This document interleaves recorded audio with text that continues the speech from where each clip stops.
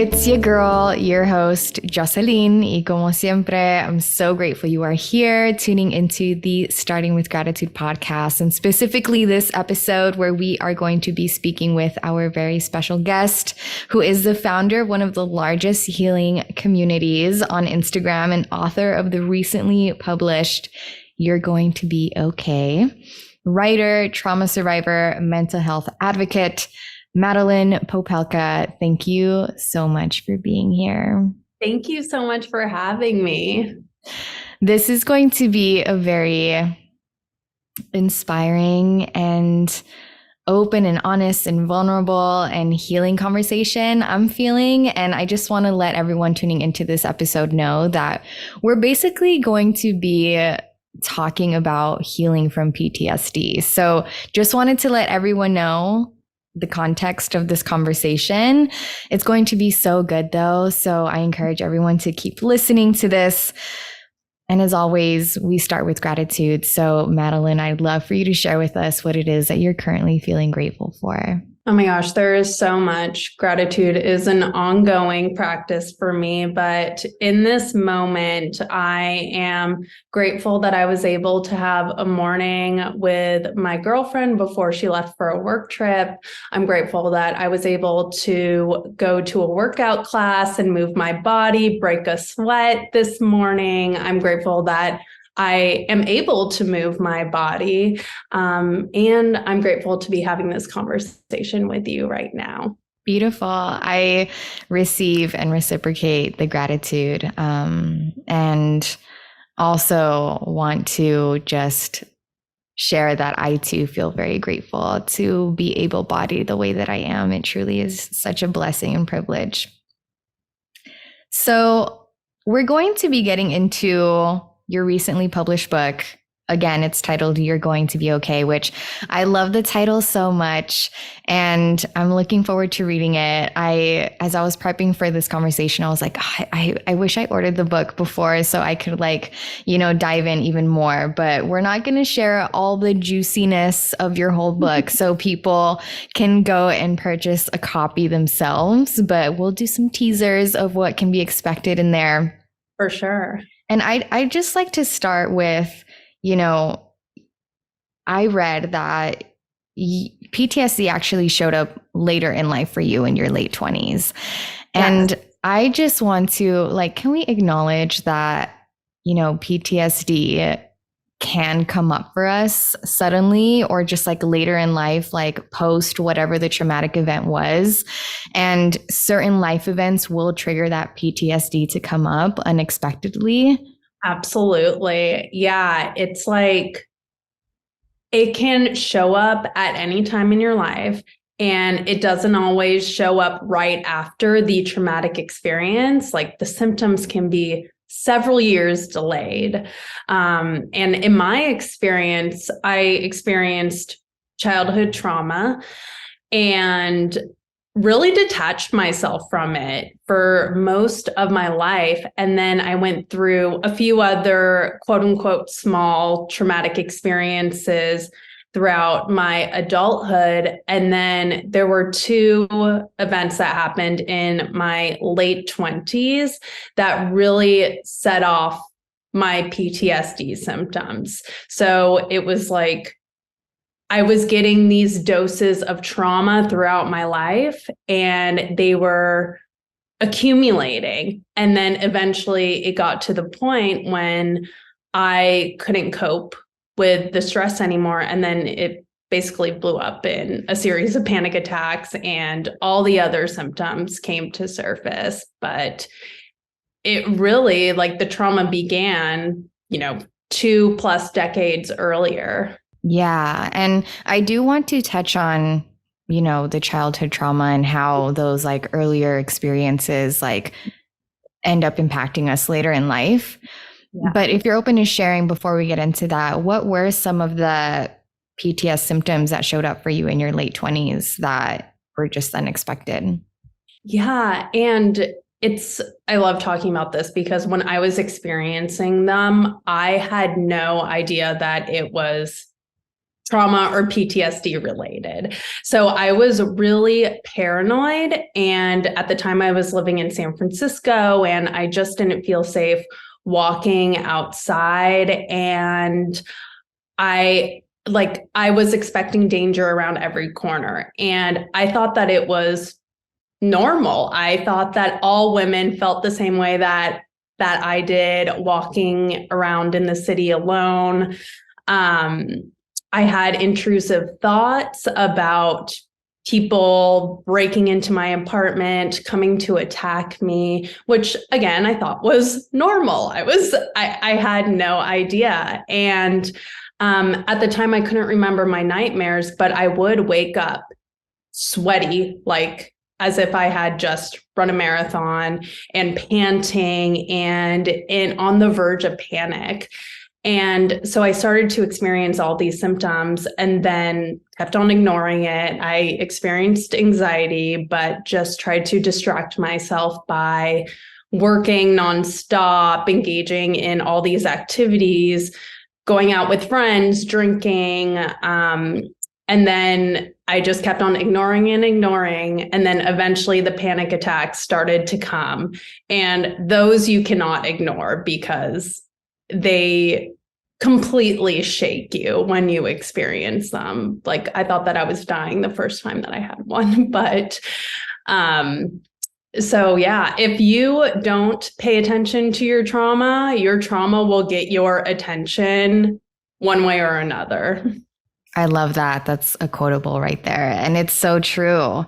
And at the time when these like first symptoms come up, I feel like we have the tendency to think of like recent events. And a lot of the times it can be like a recent event that like, initially triggered the thing for it to arise. But I feel like the real whole healing asks us to dig even deeper. And I feel like that depth is like going back to childhood. So, and not even, I think even deeper than childhood, it's like the generational traumas that are passed down, the cultural, societal traumas, so tell us a bit about how those like generational, societal, cultural trauma affects our childhood, because it does begin to impact us in our childhood when we're getting conditioned and programmed with everything we have going on in our environment and also in our current life. Yeah, absolutely. So I am the daughter of a refugee from Vietnam. And so my mom experienced so much trauma growing up somewhere where there was a war. Her parents were sent to prison, and she, as the oldest, had to take care of her 8 siblings. So she went through a lot, faced starvation, worked in a factory, had to beg on the streets for food, and then escaped her country in a small fishing boat. And then, had to spend time at a refugee camp and eventually made her way to America. And when she was growing up in Vietnam, corporal punishment was the norm. So she grew up getting, being abused physically. She may not call it abuse, but that's what it is. She grew up getting beat regularly, and that was the norm. And coming to America, she knew not to physically harm a child. She knew that that was not okay in America, but she did scare the shit out of me. She would threaten to beat me. She would chase me around the house. And I mean, she had no idea that could impact someone in the way that it impacted me, because she didn't have that knowledge at the time and just thought, I didn't physically harm my child, then it should be okay. But she wasn't aware of the psychological toll that it could have on someone. So then there's that that's environmental factors. And then there has been a lot of research on epigenetics in the recent years. And I think it's still developing there, where, trauma can impact the way that our genes operate. And that's passed on to us in the womb. And there's research that shows that people who are a child of a parent who have experienced trauma and are living with PTSD have a greater risk of developing it in their lifetimes if they also go through traumatic experiences. Yeah, it really is like on a cellular level, how this all can be passed down. And in learning all of this myself, I just like was amazed that that actually is true. And there's a couple of things that I want to highlight here.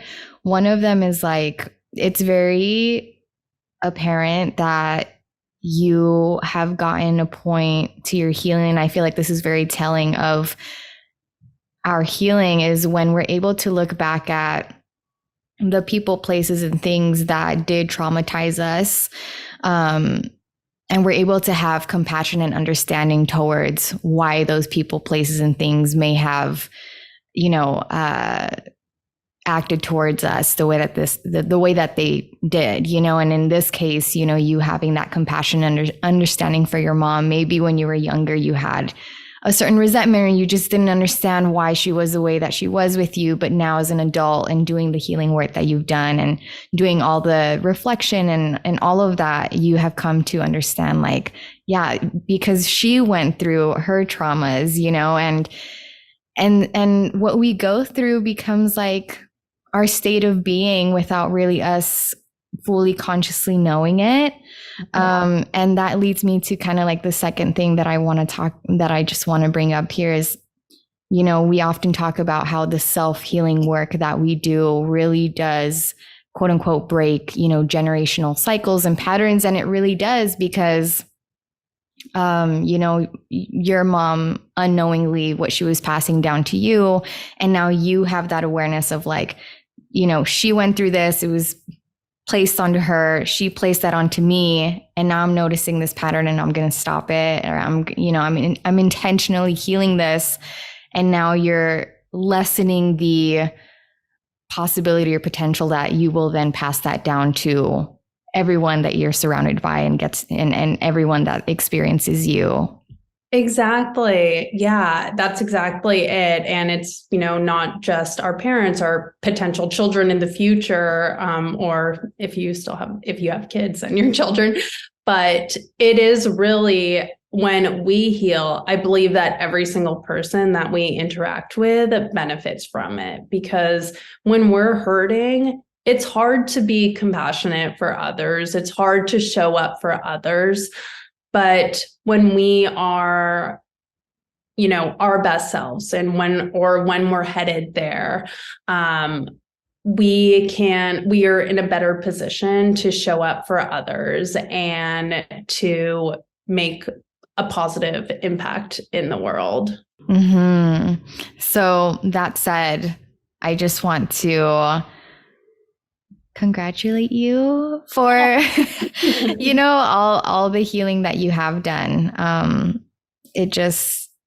I feel like the healing that we do just makes so much more of a difference than we think. How did growing up as the daughter of a Vietnamese refugee or Vietnamese refugees, how did that form your view on like what trauma is? So I feel like when I was growing up, and really for most of my life, it wasn't until like 6 years ago, maybe, that I started to learn more about trauma and about PTSD. And I had a very limited view of what trauma was. Like, I never heard my mom talk about her experiences as trauma. I associated PTSD with war and combat, because I feel like in the media, and actually a lot of the PTSD research that was done was on war veterans. So I just had that really strong association with war, but not even on the people who were living in the war area, which is obviously very traumatic. I feel like the conversation was mostly surrounded around the people within the fight, the people in the military. And so I had a very narrow view of what trauma was, which is one reason why when I was going through all of my experiences, I had no idea that trauma could have anything to do with the panic attacks I was experiencing or any of the other symptoms that were coming up for me. And it's so important for us to like expand our understanding and deepen our understanding on these things, because even myself, for the longest time, I just like didn't understand why there were like certain moments and seasons in my life where I just there's so many memories that I just don't remember.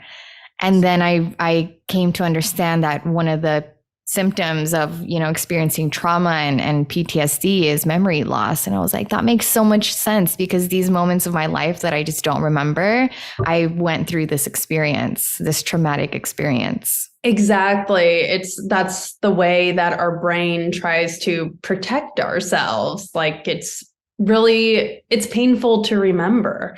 With my childhood trauma, that actually didn't really start surfacing until I was 29, 30 years old, because I just kept on bearing the pain and just forget about it and move on. Like that's what I had to do to survive, because the way that my mom treated me, I thought that I was unlovable. And that's really painful to sit with. So I just kept on ignoring it, trying to bury it, trying to detach myself from it as far as I could possibly do. And, it started to resurface. Like I'd get triggered around something and I'm like, where is that coming from? And it took a while for it to resurface. But then once it did and I started processing it, everything started to make more sense. Mm-hmm. And just very quickly, you brought up how, you started questioning, like, am I unlovable? Because my parent is treating me this way. And one of the reasons why I'm so passionate about,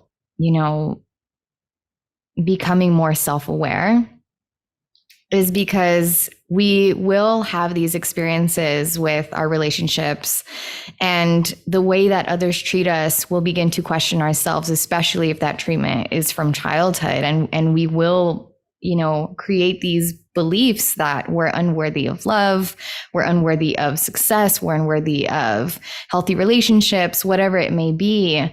But then you become more self-aware and you just grow your conscious awareness of the whole experience and take a step back and really see things for what they are. And in this case for you, understanding more of like your mom's story, then you start to realize like, actually, it's not about me. And it's not that I'm not lovable or that I'm not worthy. That actually had nothing to do with me. It was because this person did not experience the healing that they needed to be able to give me the love that I do deserve. Right. That's exactly right. Yeah. On your website, I believe you wrote that when you started to experience PTSD symptoms in your late 20s, you didn't know the first step in getting help. After, all the work that you've done, what would you tell that version of you in your late 20s, like, this is the first step? Oh my gosh. I was completely lost and I was like, what is happening? Because again, I had no idea that these symptoms were anything trauma related. So my recommendation for my younger self, if I could go back in time and let them know, I would say, that if you believe that, well, number one, like you don't know that this is trauma yet. So I would just save myself a lot of trouble and go to a mental health professional, because I had a lot of like physical trauma symptoms, like digestion issues, the racing heart. I was shaky. Like I felt like my heart hurt. Like I really thought that there was something physically wrong with me. So I went to a physician and they did a bunch of tests. I wasted a bunch of time. So I would definitely tell myself to go find a trauma-informed therapist, someone who you feel safe with, and start and just start there. And that would be the one first step for me. When your trauma symptoms are so intense that you can't function and you can't sleep or work or do anything other than cry, it's time to get help from a professional. Yeah. Can I just say, this is actually a thought that I had the other day. I feel like physicians, doctors, everyone that's in the healthcare system should be trauma informed. And I'm surprised that they're not. And it's not like a required learning. Like the fact that we can go to a physician and have all of these physical symptoms and them not be like, okay, actually physically, like there's nothing really coming up, but this could be trauma related. This could be, mental, Yeah. No, for sure. I mean, that on so many levels where they could help point us into the right direction. But then also, like, meeting with a physician, like, you're vulnerable in that state. And I mean, I still don't find joy in going to doctors for that reason. And I think some are really like judgmental too, or cold and not comforting. And when you don't know what's going on with you and you're terrified, meeting with someone who is not compassionate and is just like, is getting you in and out is not, it's not comforting. It's not like, oh, I'm going to get through this, I'm going to be okay. It's like, I still don't know what's going on with me. This doctor's rude, and it can be devastating. So I completely agree that all doctors, I mean, all teachers, all like, the list goes on, employers, like everyone should have at least some knowledge around trauma so they don't continue the harm. Yeah. Yeah. I totally agree. In your book, You're Going to Be Okay, you share 16 lessons. What's one of the lessons that you share in the book that you feel called to expand on in this moment? The first thing that is coming up for me right now is hold on to the goodness. And I believe it's chapter 11, but basically, if you've gone through trauma and you're struggling with depression and you're just suffering every day from the symptoms, it can be really hard to find even just a glimpse of joy. And it can be really dark and scary. And that's something that I was going through. And I felt like there were good things happening in my life, but I couldn't let myself feel the joy associated with them because I was still struggling with PTSD. It was like I had tunnel vision and I could only focus on the negative things happening in my life when there was so much other stuff going on around me. So that lesson is really about how I started to hold space for the good stuff that was happening in my life that I was neglecting or not paying any attention to, and about how that practice of just naming 5 good things that happened that day, doesn't matter how they could be, like the tiniest little things, like like how I mentioned earlier in the episode about, enjoying some coffee, having a slow morning with my partner, like that is a good thing.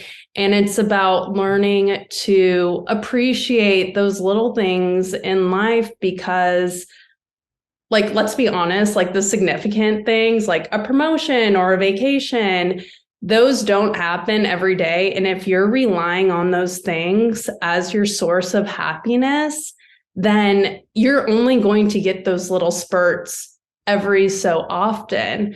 So learning to appreciate the little things every day and to hold space for that, it significantly changed my life. So, and really helped dig me out of like this depression that I was experiencing. And it's a practice that I've carried on now for several years. So highly recommend it. Yeah, that's what gratitude has really been for me. And what I feel called to share in this moment is that sometimes I think with emotions, we can be very passive with it. It's like if I'm not just naturally feeling joyous, then I'm just not going to experience joy. But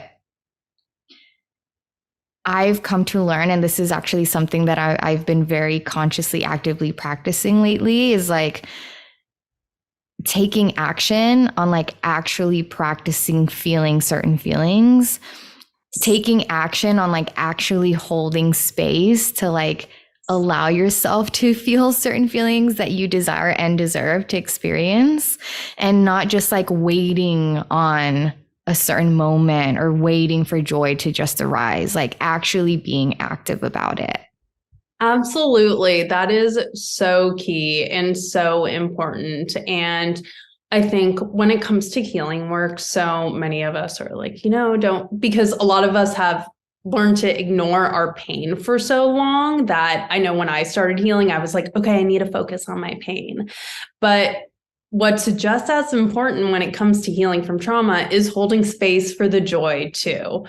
Because a lot of us who've grown up with childhood trauma or have experienced trauma in adulthood where, we were happy, then this terrible thing happened, and then it took it all away.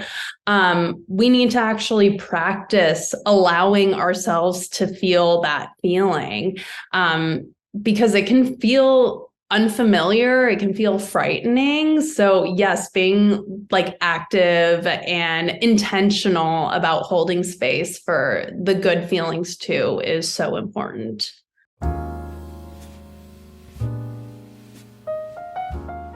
Let's take a moment, let's take a breather from this beautiful conversation with Madeline to briefly talk about our partner, Athletic Greens, who introduced me to one of my absolute favorite wellness products called AG1. I was so looking forward to trying AG1 when I got in touch with Athletic Greens, and I am proudly, confidently saying that after months of taking it, it has been such a game changer for my mental, physical, and spiritual wellness. Y'all, with one delicious scoop of AG1, you're absorbing 75 high-quality vitamins, minerals, whole food source ingredients, probiotics, and adaptogens that help you not just start your day right, but keep your day right. Y'all, this special blend of ingredients supports your gut health, nervous system, immune system, energy, recovery, focus, aging, literally all the things. And again, it's just one scoop of AG1 every single morning. That's it. And it actually tastes really good. And I love that it's lifestyle friendly. So whether you eat keto, paleo, vegan, dairy-free, or gluten-free, it's friendly for your lifestyle of choice. And I also really love that it contains less than 1 gram of sugar. Absolutely no GMOs, no nasty chemicals or artificial anything. And again, yes, it actually does taste really good. It tastes like a smoothie for some reason, like a tropical smoothie. I'm telling you, it's so worth the investment. And right now, it's time to reclaim your health and arm your immune system with convenient daily nutrition. It's just one scoop in a cup of water every day. That's it. No need for a million different pills and supplements to look out for your health, which is what honestly really made me excited to try this product, because your girl has known that she has needed to take vitamins and minerals and supplements. But the fact that I had to have all of these different supplements that I know we all should be taking just stopped me from taking it all together, because it was overwhelming. And here I am now with AG1. Your girl is getting all her goodness and greatness, nutritiousness in just one scoop. And to make it easy, Athletic Greens is going to give you a free 1-year supply of immune supporting vitamin D and 5 free travel packs with your first purchase. All you have to do is visit athleticgreens.com/SWG. Again, that is athleticgreens.com/SWG to take ownership over your health and pick up the ultimate daily nutritional insurance. For your convenience, I have left a link in the description below. Now, without further ado, let's get back into this inspiring conversation with Madeline. Earlier in the conversation, I forgot exactly what you said, but you said like, quote unquote, small traumatic experience. And I want to just highlight that for a second, like how we can't really determine as like traumatic experiences as like small, or like be judgmental towards them and how they can impact us, and how quote unquote small traumatic experiences can still have like a long lasting, deep, profound impact on us. Yes, exactly. And I'm so passionate about talking about this as well, because I think a lot of us dismiss what we've gone through because we're like, oh, it's not that bad. Like, my mom didn't hit me. It wasn't that bad. Like, I got chased, but I got out of the situation okay. It's like, it's not that bad. And I think when we see our traumatic experiences as small and not that bad, then we keep on dismissing them. We keep on ignoring them. And then that really just delays the healing process. And yeah, like maybe someone else looks at my traumatic experience, so they're like, oh, it's small, it's not that bad. But it's like, actually, they profoundly impacted me. And that is what matters. Like, we're all completely unique individuals, and we all come from different backgrounds. Like, maybe our parents have experienced trauma. Like, this all impacts the way that we respond to a traumatic event. So, yeah, I think that it's so important to focus on like the impact and not just what happened. Validating yourself is so healing. And like, maybe still allowing yourself to say like, this experience may seem small and I may still be thinking that it's a small thing, but the truth is that it really impacted me in this way. Yes. And I know that, and I'm validating that. Like, just that in and of itself is like so healing. It is. And it can take a while to get there, because if you have a history of just dismissing everything that you've been through, actually getting there to validation and believing it doesn't happen overnight. So just want listeners to know that, it can absolutely be so healing. And I think it's so important. I think that it's one of the first steps toward healing is validating what you've been through, especially if other people around you are continuously invalidating you. Yeah, it can just take a moment to get there. I'm glad that you shared that. Can we also just touch on the myth that like PTSD is like a choice? Oh my gosh. It's this narrative around because I think people think that you can just forget about things and move on, especially if it's not that bad. But, we've, like most people who've experienced trauma and are living with PTSD, have absolutely tried to forget about it. And that doesn't work. It comes back and we're reminded of our trauma through triggers, through whatever else happens. But it's like we don't choose to experience sleepless nights or panic attacks or severe anxiety. We don't choose to suffer. It is just our body's response to what we've been through. It is, and I mean, we've evolved to be this way, to try to protect ourselves from something like that happening again. So yeah, it's absolutely not a choice. And, this narrative, it has been around for so long. And I'm so grateful that, more information about trauma is coming out now. So hopefully people's perceptions have started to change. Yeah. And also in the same vein, if you will, of like the myth of PTSD being a choice, also the shame and guilt that can come from the way in which we just naturally responded or reacted to the traumatic experience in the moment and not understanding why we didn't act differently. Oh my gosh, yeah. Like there was a recent post, I believe, that you had on your Instagram where you talked about how we can just freeze in like a certain traumatic experience while the traumatic experience is happening. And how so often people can just be like, why didn't you just do something? Why didn't you just get up and leave? Why didn't you say something?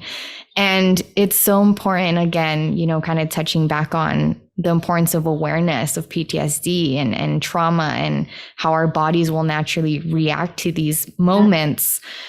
Because if we aren't aware of this, you can go, your whole life questioning yourself, like, why didn't I do something in the moment? Why did I just sit there? Why did I just let this happen?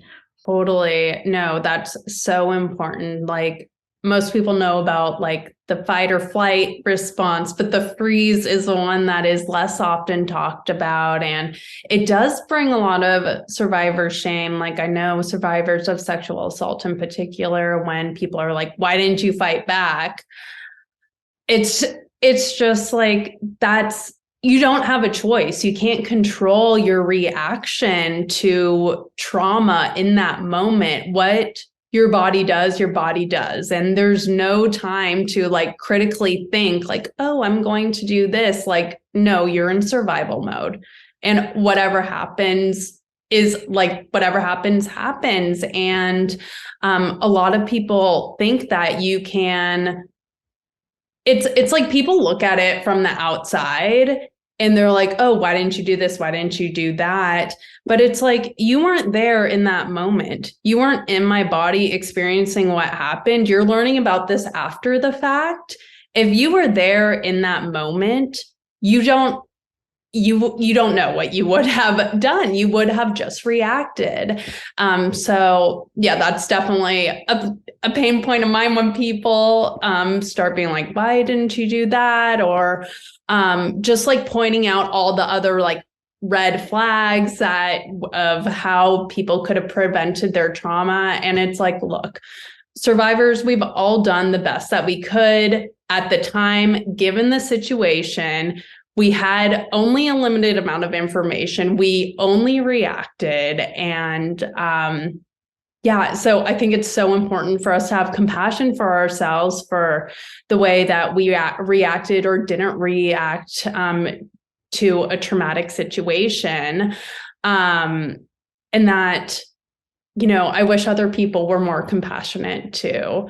But the more I found that, like, the more confident you're in yourself with validating your traumatic experiences and owning the way that you reacted to the traumatic situation, then it's easier to quote unquote ignore the haters and just try to, focus on you. But I know it can be so hard.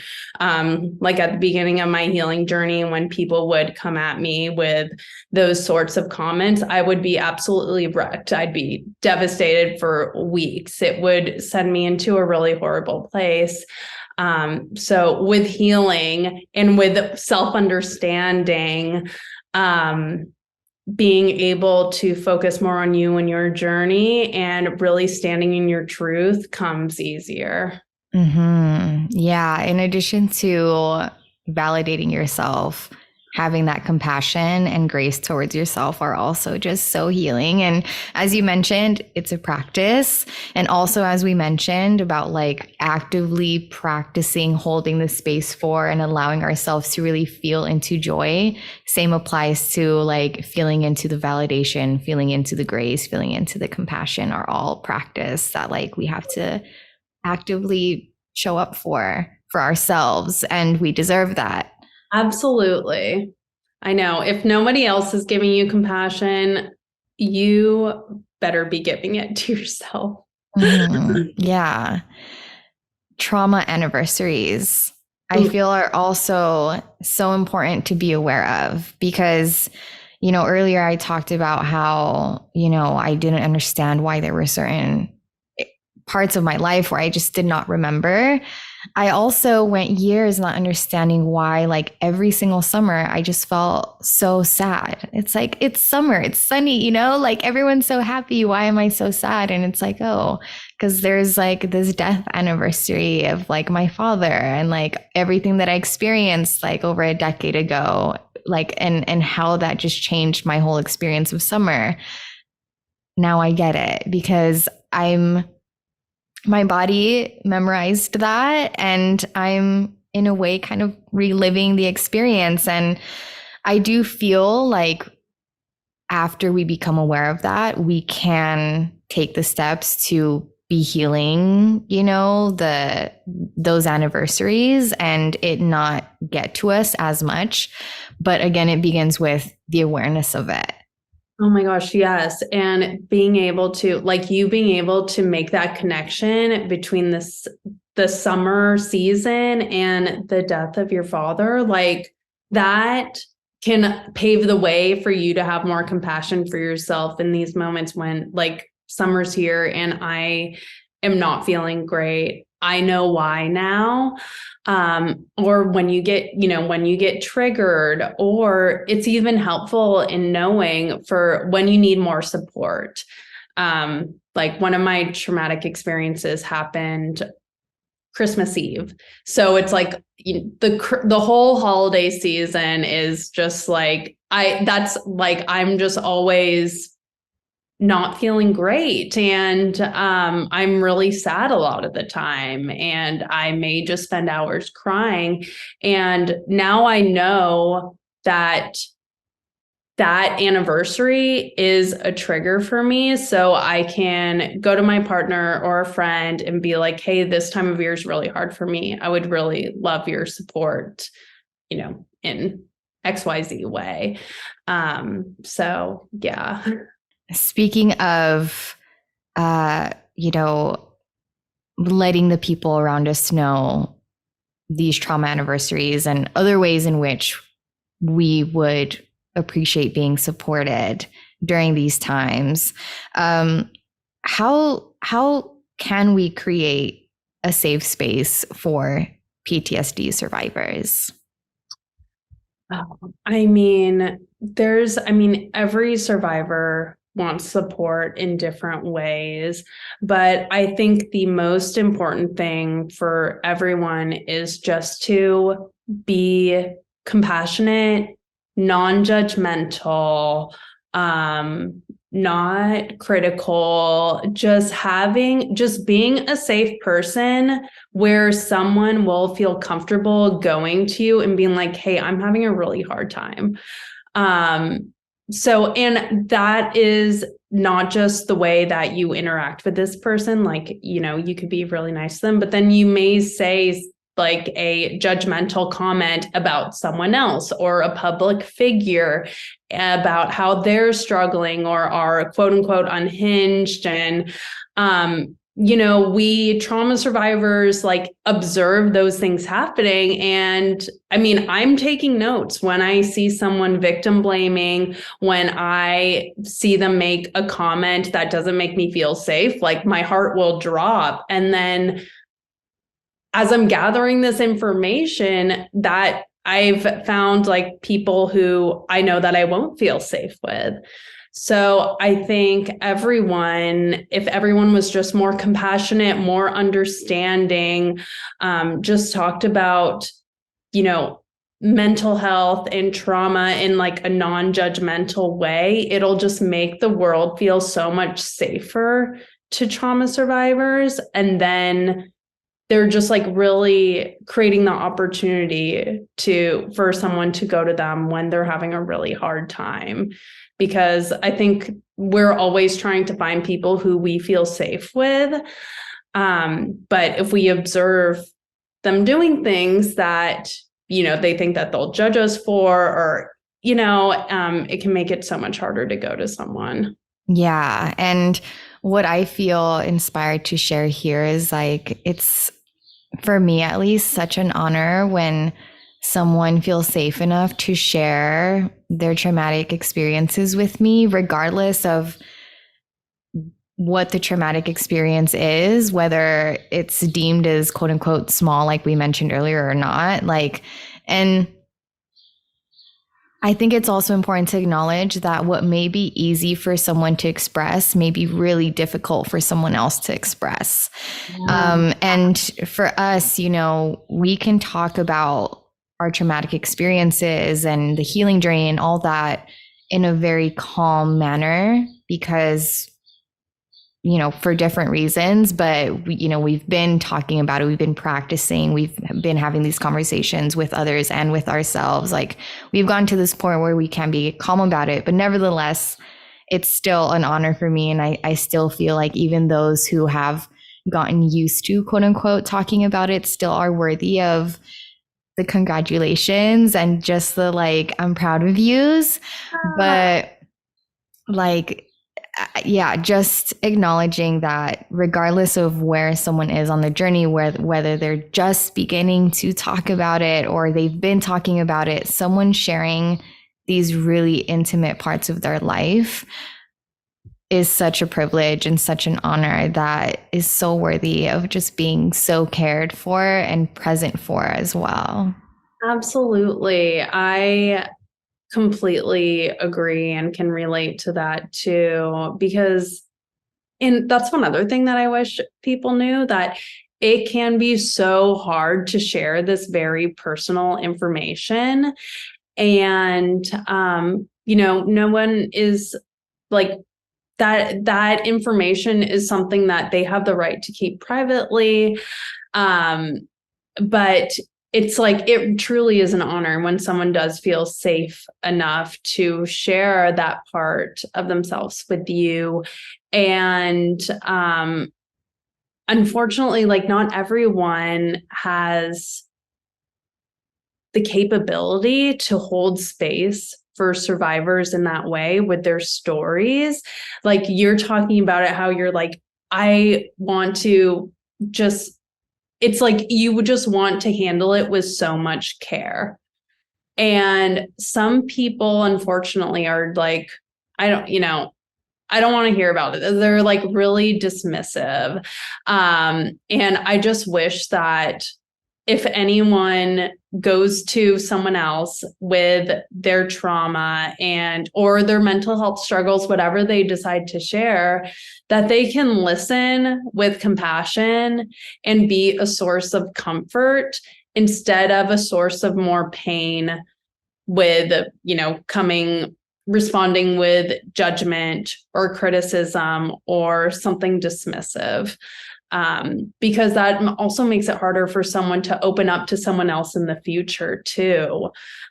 Because they're like, oh, it went horribly with this person. Like, I'm too scared to try again. Like, it's too risky. so yeah, I just wish that more people like knew how to, and it's like people don't even have to say the right thing. I think a lot of people get caught up in like trying to find the right words to say in those moments, but sometimes you don't need to say anything at all. Sometimes survivors just want to be listened to, and to have someone to be there for them. Yeah, it's like you don't need to find the perfect words. You don't need an inspirational speech ready or anything like that. They like survivors at the end of the day just a lot of the times just want to be heard and want to feel cared for. And I think listening with compassion is a great way to demonstrate that. I'm so glad that you brought that up because I was going to bring that up. And yeah, like that, let's just not underestimate the healing power of just simply holding the space for someone to talk and us just simply consciously listen. Yes, absolutely. Yeah. This has been such a good conversation. And I want to bring this kind of, conversation to a close by just talking about how, healing the trauma is one thing. Healing from PTSD, just the healing journey is one thing, but the unexpected, and I feel this doesn't get talked about that much, just the things that come up when you start healing, like the way in which we respond to what comes with the healing. Because when we're healing, what's happening is we're returning back home to ourselves, and we're becoming more of our true selves because when we are traumatized and we have these traumatic experiences, it alters and changes who we truly are and how we show up in the world. So when we start shedding that and we start cleansing ourselves of that, we start to change and we, just evolve into a different person. And I'm curious if for you, an example of this would be like you divorcing your husband and coming out as queer, if that was a result of you healing and becoming a more truer version of yourself. Yes, it absolutely was. And, of course, I didn't want to experience all the trauma that I'd been through, but healing, it taught me how to be more self-aware. And then that was like, the first step. And then it kind of snowballed into this whole thing of self-discovery and shedding back the layers and realizing that I was moving through the world trying to be a version that other people expected me to be. It wasn't necessarily me, my authentic self. And healing led me to that realization. And that could be a whole nother book about the whole coming out and divorce and everything like that. But yeah, healing did lead me down that path. And I never thought that the life I'm living right now was ever a possibility for me. I thought that, experiencing trauma and being diagnosed with PTSD was the end of the world. And I thought that there was no hope for me. So looking back now to where I'm at, where I'm the happiest that I've ever been, which is like a huge I think that's like a huge statement to be able to like claim that. And yeah, I'm so proud of myself for how far I've come, and I'm grateful that healing allowed me the opportunity to evolve into this version of myself that feels the most authentically me. Another thing that is unexpected in the healing journey is when positive changes can actually be stressful for trauma survivors. I'd love to hear more of your perspective on that. Yeah. So, I think for a lot of us who've experienced trauma, like anything new, uncertain, unexpected is like unfamiliar and can be scary. And I mean, one example is like divorcing my husband and moving out of the house, and everything was the 100% the best move for me. And it was absolutely a positive change, but that came with a lot of adjustments. There was, grief in ending the relationship, in moving alone, just being in a new environment that's unfamiliar. Like, I think there was a week when I didn't get 2 weeks maybe, when I wasn't able to sleep through the night, that I had a really hard time going to sleep. And I was feeling really hypervigilant and triggered just because I was in a new area. And that happens to me when I travel too sometimes. So even like these positive changes, or like for someone who is just starting therapy, like that could be a really positive change in the right direction. But then, talking about your trauma, other, traumatic memories can resurface, and it can feel like, it can be really hard to deal with. It can be really scary, and it can make you feel like your symptoms are getting worse, even though you're moving in the right direction and have made a positive change in your life. Yeah, I'm so glad that you gave those examples. And I think it's important, again, to just have that awareness and, acknowledge the truth that just because it's uncomfortable doesn't mean that it's the wrong thing, or just because it feels unsafe doesn't necessarily mean that it actually is unsafe. Right. Just because it's like, it really is just because it's unfamiliar and unknown that it can trigger that survival mode or defense mechanism within you.